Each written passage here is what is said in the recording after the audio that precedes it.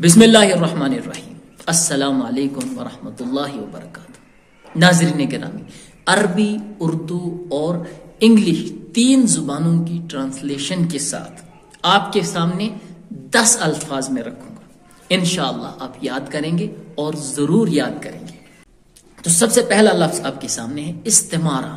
یہ عربی لفظ ہے، عربی میں لفظ استمارہ، اس کے لیے ہم انگلش میں استعمال کرتے ہیں FORM، فارم۔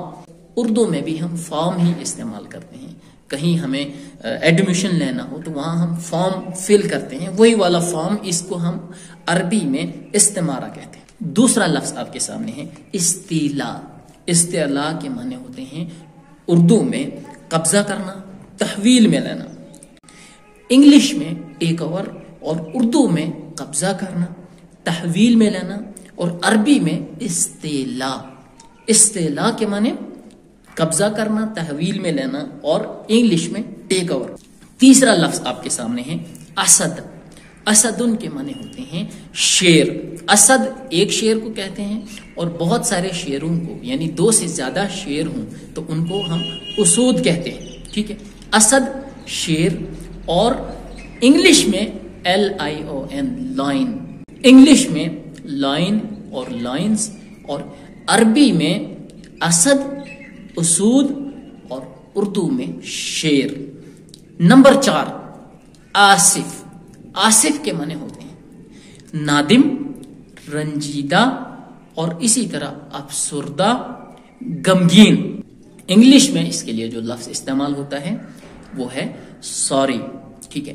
انگلش میں سوری، اور اردو میں نادم، رنجیدہ، افسردہ اور غمگین، اور عربی میں آصف۔ 5واں لفظ آپ کے سامنے اسقط۔ اسقط کے معنی ہوتے ہیں گرا دینا، پھینک دینا، ٹھیک ہے۔ اسقط یہ پاسٹ ٹینس ہے، ماضی ہے۔ اسقط کے معنی گرا دیا، پھینک دیا، اور انگلش میں اس کے لیے لفظ ہوتا ہے استعمال ڈمپ، ٹھیک ہے۔